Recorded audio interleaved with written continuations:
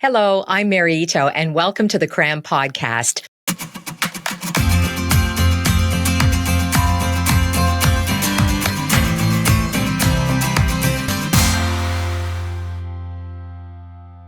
So I don't know about you, but I keep hearing about the decline in democracy around the world, that democracy is in trouble and that we are headed towards a crisis, if we're not in one already.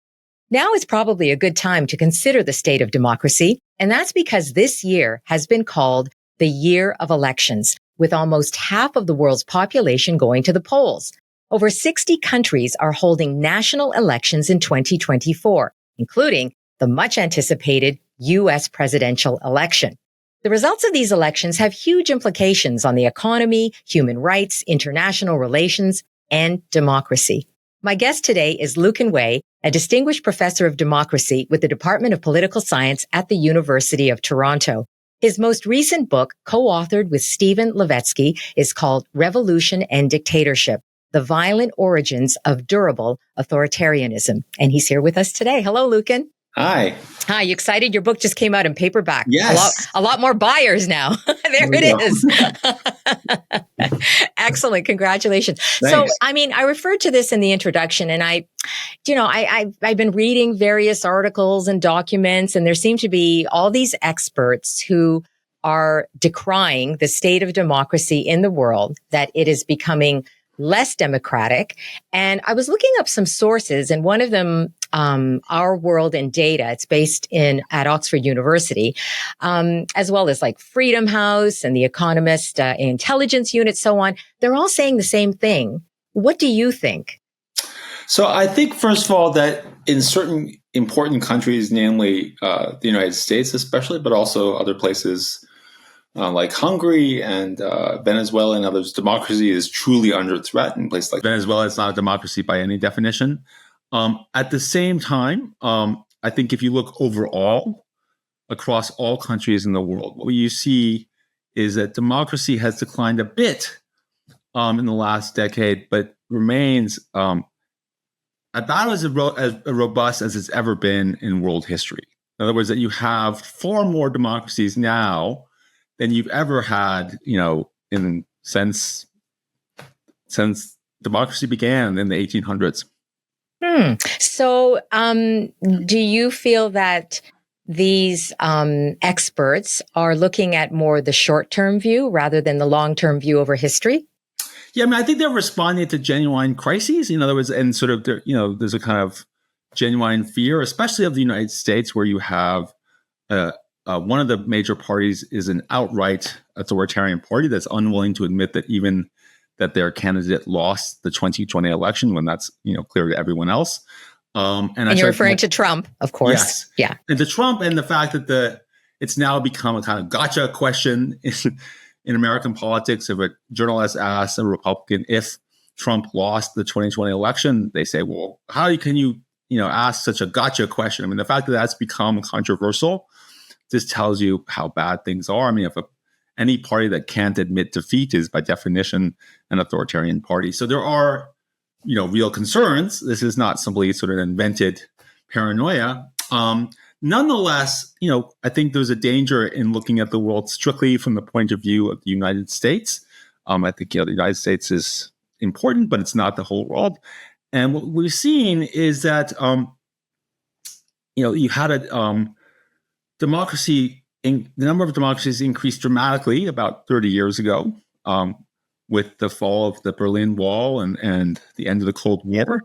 The Soviet Union and the United States used to be in battle, and during the Cold War, once that ended, you had something called unipolarity, in which the United States was the sole liberal power, and the number of democracies increased dramatically until about the early 2000s, and more or less remained constant. In other words, they haven't increased, but they also have not decreased.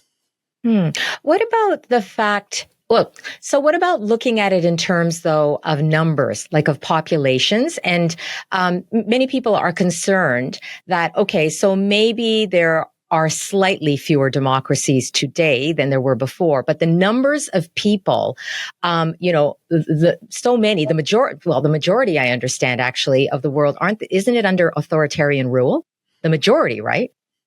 Yeah, that is Yeah. true. So, I mean, what about that? Isn't that of a big concern regarding democracy then, if most of the population Yeah, so is, I think it's important here that is a concern. That I think it's at the same time important to recognize, why that's, why the sort of majority of the world under autocracy means. And first of all, that comes primarily from a single case. I mean, it's an important case, but it's a single case of India, which before it democracy was suffered a setback about 10 years ago. The majority of the world was in democracy, and that's been the shift. At the same time, we have to understand what agencies like Freedom House and VDAM, which call India an autocracy, what they mean.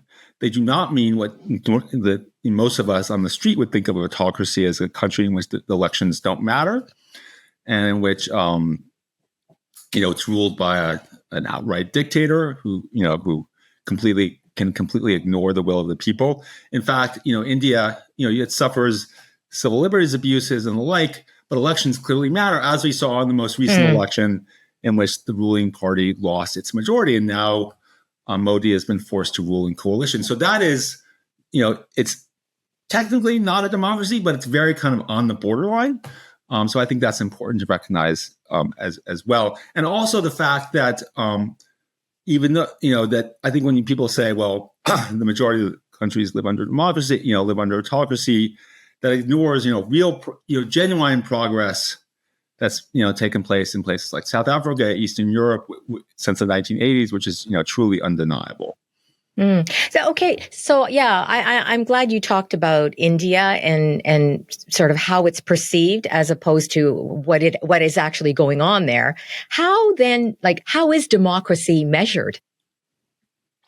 Right. So I think there are a number of ways. Typically, we think of democracy as consisting of two main components, which is free and fair elections, and then you have civil liberties, which basically means the right to criticize the government and organize against the government.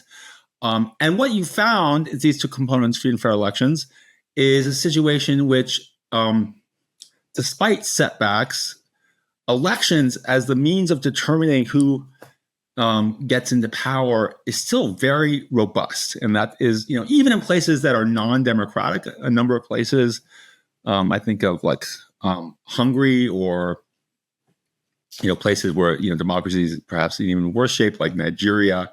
These are still places in which are not democratic, but would be called authoritarian.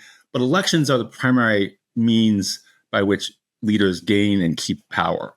So that that is quite remarkable. I mean, that wasn't the case, right? In the 70s, you had military dictatorships. Elections were sort of meaningless, but that has definitely changed. So I think it is important to break down what we mean by democracy, and that tells us a lot about what's going on. So then, I mean, what would be the biggest factors that would compromise democracy? So I think the biggest factor today, I mean, overall, I think if you want to look at sort of the big factors, overwhelmingly in history has been the level of economic development. Basically, the richer and more urbanized, more educated the country is, the more democratic that country will be. Among rich countries, a good 95% of countries are democratic. The only exceptions are Singapore and Hungary. Among poor countries, about 30% of the world is democratic. So that's the big factor. Now, the other question has to do with, well, what's been causing the democratic crisis among rich countries? Because we have, even though democracy hasn't disappeared, it's still robust among rich countries. There's undeniably a crisis, again, in places like the United States. And there, I think it has a lot more to do with polarization around identity issues, right? So you have increased polarization around basically fears of a white majority being threatened by a visible minority. And I think that's sort of the biggest threat right now. What about the link to capitalism? And I mean, when you talk about rich countries, okay, sure, they're rich, but what about the concentration of wealth and power among few? Would there be any connection to that? And that being a risk factor for democracy? So I think that is, normally I think that's a bad thing. I think that it's undeniable that it's, people like Jeff Bezos, even though I may agree politically with Jeff Bezos on most things, the fact that he or Elon Musk have so much power in our society simply because they're wealthy. I went to a conference recently in Los Angeles in which Milken spoke, and he was sort of treated like a demigod. And he sort of spoke on things far outside his area of expertise, such as childhood education.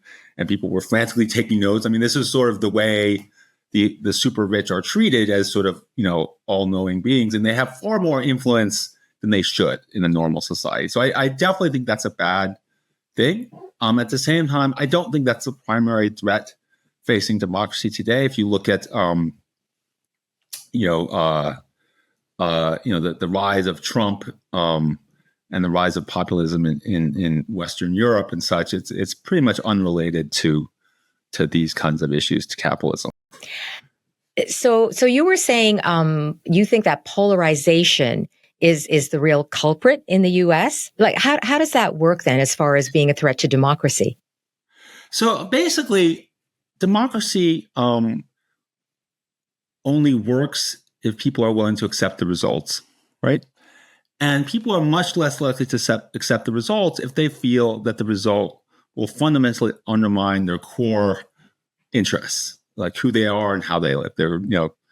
And so there is a growing perception among a significant part of the population that if the Democrats or one side wins, that their fundamental way of life will be threatened. And therefore, if you really believe that, then it makes perfect sense for you to sort of undermine the democratic process. If your very survival is at stake, then who cares about democratic procedures, right? So that is basically the logic, and that's what's going on, is that a lot of folks, believe that sort of their fundamental way of life, on the right, they believe that if the Democrats are elected, their fundamental way of life will be threatened, so they feel, therefore, it's justified to engage in violence. And that's actually been shown in a number of polls, recent polls, that an increased number of Americans, especially on the Republican side, believe that violence is an acceptable way of defending themselves. So there's an increased support for violence. So would that be a factor that is particular to the U.S., or is polarization generally, like, is it a universal factor when it comes to a threat to democracy? It's pretty universal. I think if you look at places like Hungary or Turkey that have seen decline, or Venezuela, these are all places that have been intensely polarized. And even if you look historically, in places like Chile, which suffered which was a relatively established democracy in the early 70s, it suffered breakdown as an outgrowth of a military coup. What preempted that was sort of this intense polarization among the middle class, who felt that their basic property and way of life was under threat. Another example is in Egypt in 2013 with the election of an Islamist candidate, and it was really the belief among the middle class in Egypt that this Islamist candidate, threatened their secular way of life, and therefore they were very much willing to support a military coup. So this is among democracies. So certainly, polarization is really the main threat, overwhelmingly, to democratic survival. Yeah. How much is percept, and also, how much is truly to do with rights or privilege? Yeah, no, I think it doesn't really have. I think it's about basically grievance. They sort of feel victimized, rightly or wrong. I mean, that is very much part of the narrative of the Trump campaign and the right in general, is sort of victimization. And unfortunately, the awful attempt on Trump's life, sort of that those kinds of things obviously feed very much into that. So then, how does it happen that a country that is democratic becomes authoritarian? How does that slide happen? So, like in the old days, right? It was a very clear shift. You had sort of a military coup or something in which elections were ended. As is often discussed nowadays, things are much more of a kind of slow boil, and so you have gradual shift towards authoritarianism. One of the earliest steps, and I think that I find the most worrisome because it's the most plausible, is something that comes out of something called Project 2025, which is a document that was produced by the Heritage Foundation by a number of Trump's advisors, which sort of lays out a number of things to do. And one of the most, I think, sort of dangerous parts of that is the effort to, fire the government bureaucracy and replace them by loyalists of Trump. And so as we see in countries like Poland or Hungary, this is a very common first step that, democracy is basically kept alive by an autonomous, independent bureaucracy, right? You have to have a state that doesn't favor one side or the other, because otherwise, the state in the modern era is very powerful. They can arrest people, they can do all sorts of things. So if that state begins to work at the beck and call of who is in power, that is a fundamental threat to democracy, which is why they're doing this. And this is, comes as we see terms like the deep state and others that sort of are part of this effort to undermine this independent bureaucracy. So that is really, I think, the first step you'll see. And if a country does fall under authoritarian rule, how difficult is it for it to become a democracy again?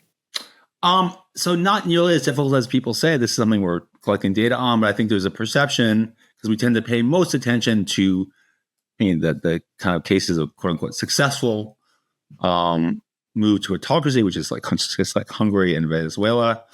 But what is missed is all sorts of other cases of authoritarian failure, and perhaps in cases that a lot fewer people have heard of in Latin America and Bolivia,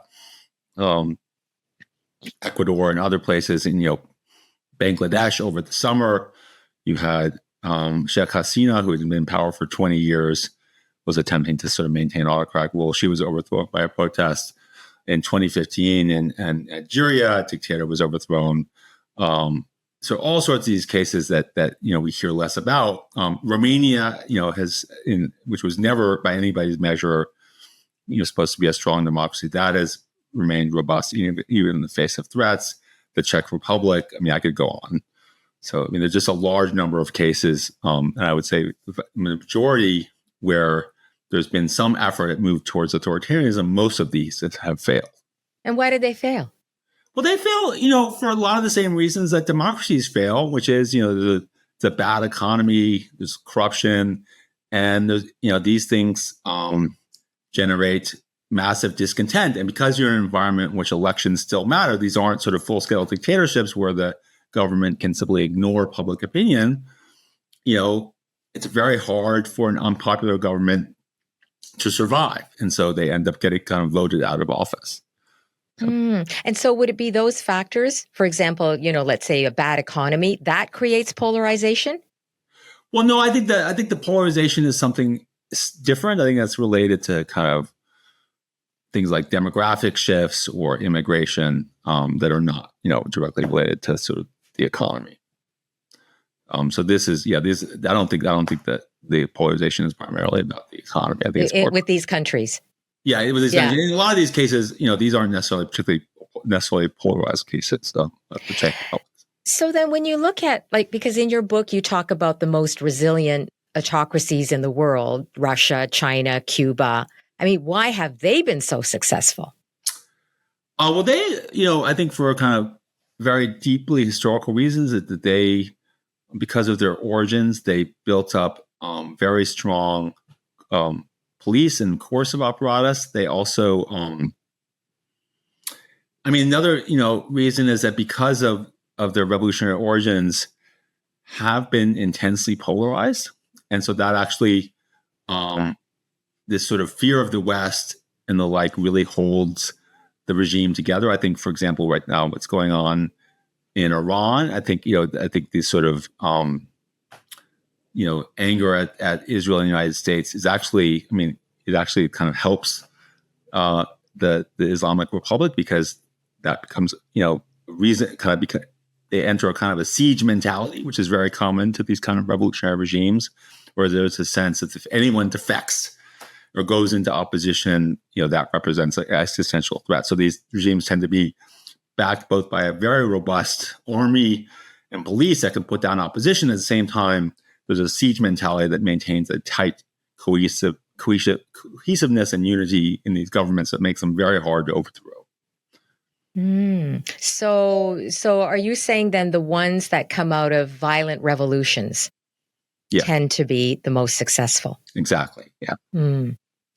I just want to look back because I talked about this year being the year of elections, and I think we've already had the majority of elections so far happen. What would you say have been the elections of note this year that we really should pay attention to? So I think so far it's been much better than I think some people expected. I think you had, in South Africa, they kind of had trouble forming a majority. In India, as I mentioned before, they did not, and they were forced to form a coalition government. In France, you had a case in which many people were really worried, excuse me, that the far right would take power, and largely because of kind of smart moves on the part of Macron, they were able to avoid that. So I think, so far you've had, it's been okay. But of course, we're all waiting for by far the most, important Yeah. election. So it's really hard obviously, to claim victory quite yet. And so that's to me, quite terrifying what's going to happen in 3 weeks or So, 4 weeks. okay, you say terrifying. I mean, I've heard people say, "Oh, the U.S. election, this will be the test for democracy." Do you agree with that? Is this a I test of think that's going a democracy? little far. I think, I certainly think that the implications of what happens in the United States go far beyond the United States. I would be naive to think otherwise, but I think it's not determinative. It's, I think, if you look at the Trump was in power already before, obviously, and global democracy did not suffer, especially. Not to say that it won't in the future. And certainly in a context of the Russia's invasion of Ukraine, I think it's a much more dangerous world than it was in 2016. But I still think that I think that people sometimes exaggerate the impact of America on the world. They tend to see America as responsible for everything and all things, and I think that's just not the case for the most part. So far, I mean, the election is coming up, beginning of November. How do you see things have been going? So, it depends on what your baseline is. So, I think when we first talked I think it was in July, mid July, things were looking very dire because Biden looked like he was going to run, and he was way down the polls. And at that point, I think most of us felt that it was going to be a wipeout, that the Republicans were going to wipe the Democrats out. Certainly, his resignation from his dropping out of the candidacy and the rise of Kamala Harris have injected enormous amounts of energy into the Democratic Party. And so, but still, it's basically a coin flip.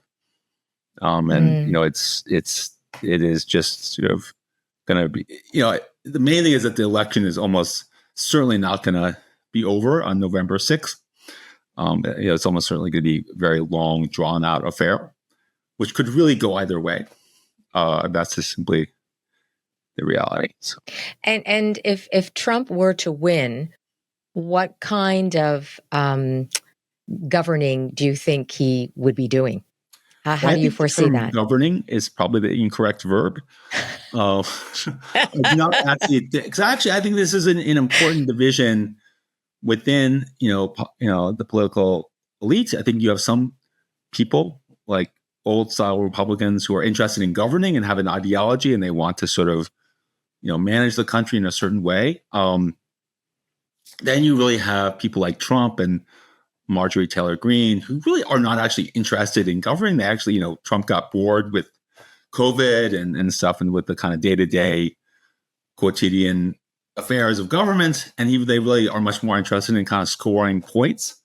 And I think for him, the victory will be an opportunity to exact revenge on his enemies, on his perceived enemies. So that, I think that we're going to enter, a very dangerous period in which he will most definitely go after people like Kamala Harris, with the full force of the law to the extent that he can. And so, I think that's what you're going to see. And I do agree with people who say that we need to actually start preparing for that. I think we can't just simply hope that Kamala Harris is going to win. I think there really needs to be an effort to sort of deal with and sort of limit his the extent that we can, his efforts to sort of attack opposition and our core institutions of democracy. So is it possible for the U.S. to slide into an autocratic state?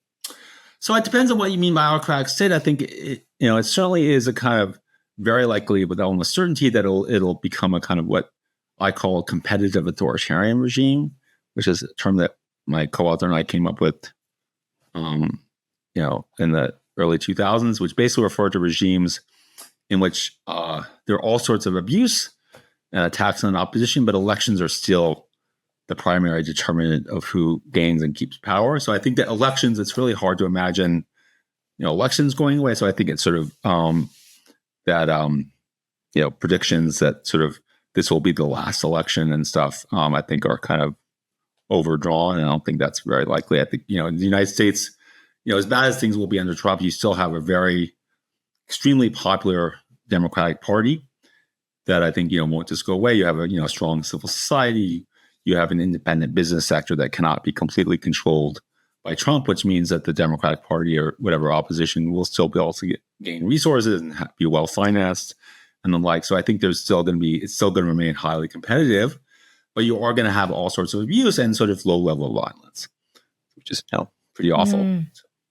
Yeah, and I wonder, what about the structure of the system that's in place? Is it strong enough to, sort of stand against all that Trump may throw at it or not?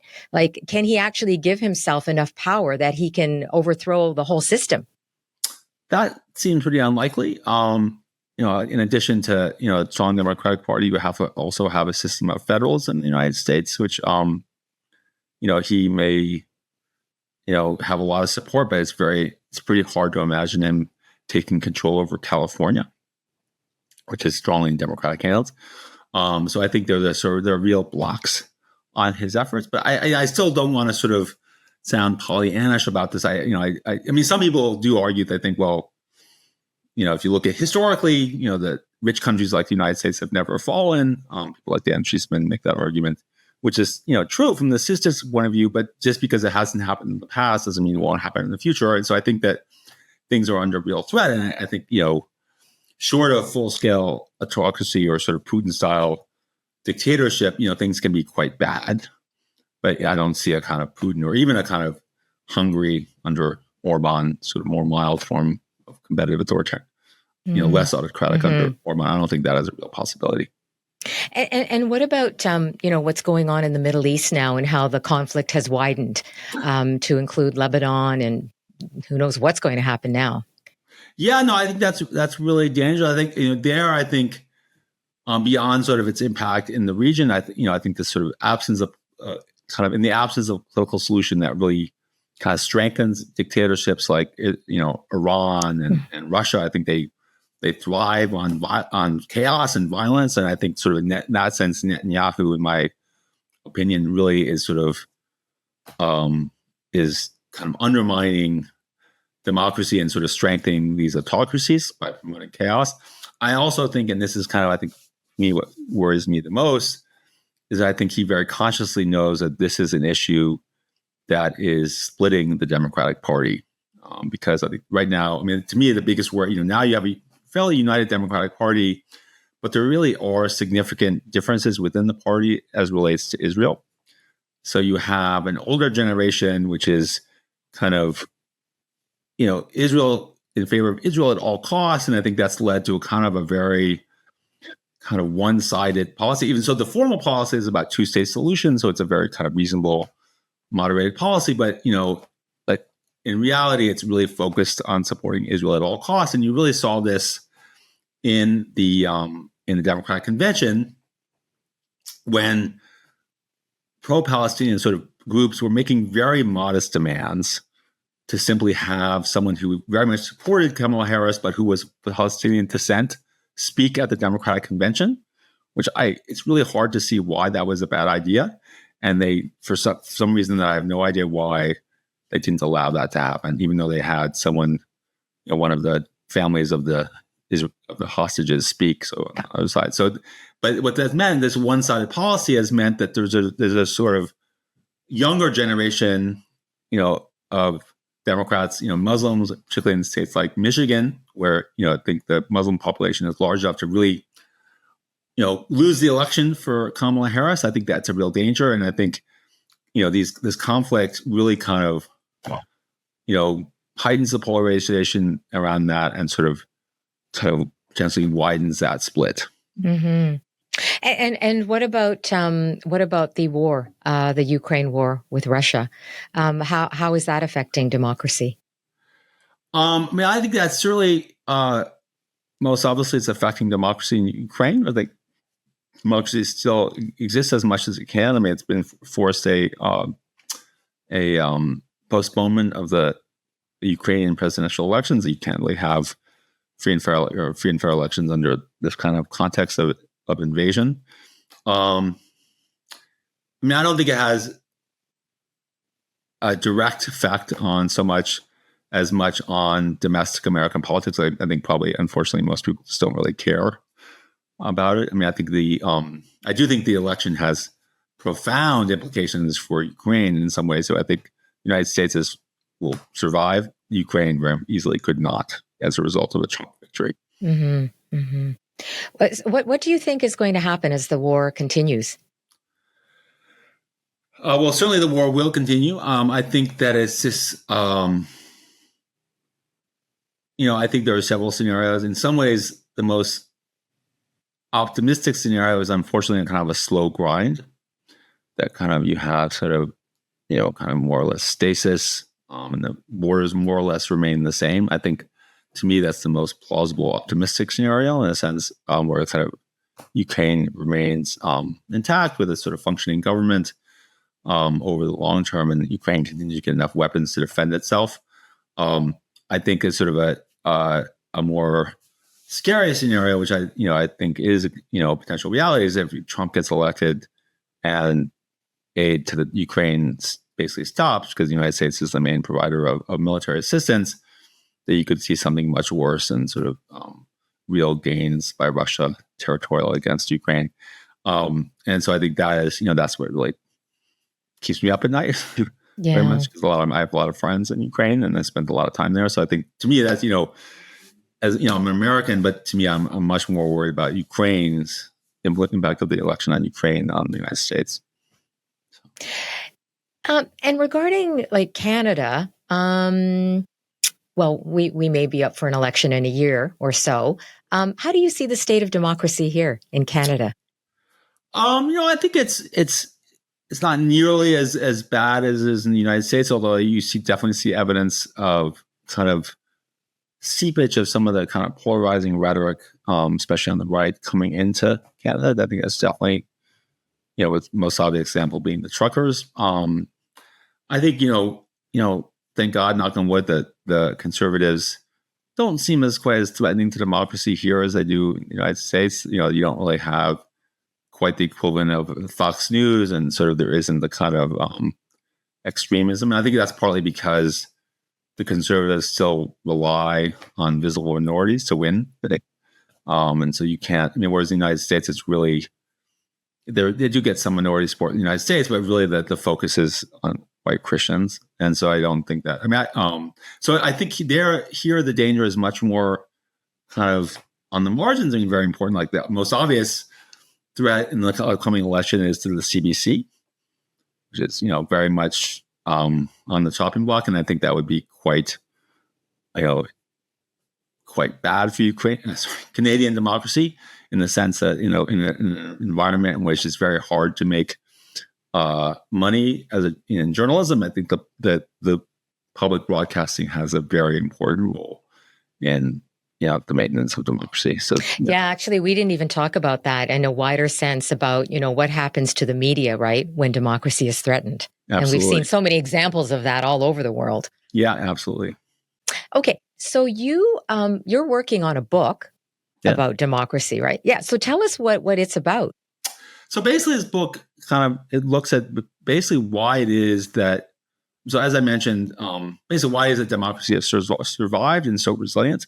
So as I mentioned, earlier in the interview, if you look at the rise of democracy, it happened at a really particular historical moment when the Soviet Union had fallen. The United States was basically the sole power in the world.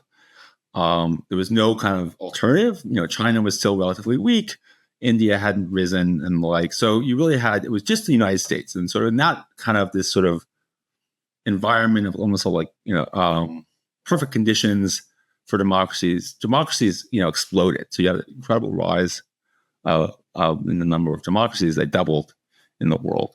And that environment, that kind of unique environment, went away quickly in the 2000s with a number of things. First of all, you had the rise of China as a global economic power. You had the Iraq War, which really discredited the United States to an important extent. You had, signs of dysfunction of the West, Brexit, and the like, and sort of the financial crisis, all of which sort of undermined the West, strengthened non-democratic forces. This is very much of a multipolar world.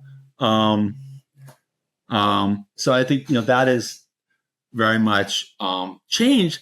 And so you would think in that, given the fact that the sort of what I call unipolarity, dominance of the United States caused the rise of democracy, you would think that the decline of that unipolarity would lead to an equivalent decline in democracy, right? But that, in fact, has not happened, right? What we've seen is that, as I mentioned before, this is, if you look at any of the data, it's basically a flat line. It's basically a shelf. The democracies went up and then they just remained constant. And so the puzzle is like, so why is that? Why, despite sort of a dramatic worsening of the international environment, is democracy so resilient? And the answer is basically that the world has just become dramatically more wealthy and developed and urbanized. So if you look at in 1987, since 1987, the number of rich countries has doubled in the world. So really dramatic. The urbanization has increased. So now, it was in the 70s, urbanization was about, I think, 20, 30%. Now it's 54% of the world. People are much more connected. And so the fundamental structural, even though democracy is in many ways in crisis in parts of the world, the fundamental structures in support of a democracy are very robust. And that explains, look at places like South Korea, the Czech Republic, Romania. Who would have thought Romania is a high-income country? Panama. These aren't places that you would normally think of democracy as being in particularly good shape. They've become very wealthy. And I think with wealth, as we argue in the book, you have a larger middle class, resources are spread out. It becomes much harder for any dictator to monopolize political control. Yeah, that's very interesting, that theory. I'm going to take like a wild guess, but if you were to look at one major factor, like one kind of underpinning of why that is, would it be education? I think education is certainly part of it. To me, it's actually much more about, I guess, capitalism. It's about the private sector, which if you look at sort of studies of Africa, right, it's really the robustness of the private sector that has basically, given the opposition new access to resources that it never had. So, the opposition can't campaign unless they have money, right? And as we know in Canada, you need money to win an election, and sort of one of the sort of classical ways of destroying an opposition was to starve it of resources. And with the development of robust capitalist economies, that becomes virtually impossible. So that in Romania and other places, the opposition is very well resourced. So. Wow! And when's the book coming out? In a couple of years. Okay. So don't hold my breath right now. Yeah. Okay. Yeah. Okay. We look forward to it, though. Thanks so much, Lucan, for joining us. No problem. That's Lucan Way. He's the Distinguished Professor of Democracy in the Department of Political Science at the University of Toronto. His latest book with Stephen Levitsky is called Revolution and Dictatorship, The Violent Origins of Durable Authoritarianism. It is now out in paperback. And as you heard, his new book will be out in a few years. If you'd like to know more about Lucan's work, please check out our show notes. That is it for the Cram podcast today. We hope you enjoyed it. Please follow us on social to find out what interviews are coming up. Our handle is @CramIdeas. Thanks for listening. See you back here next time.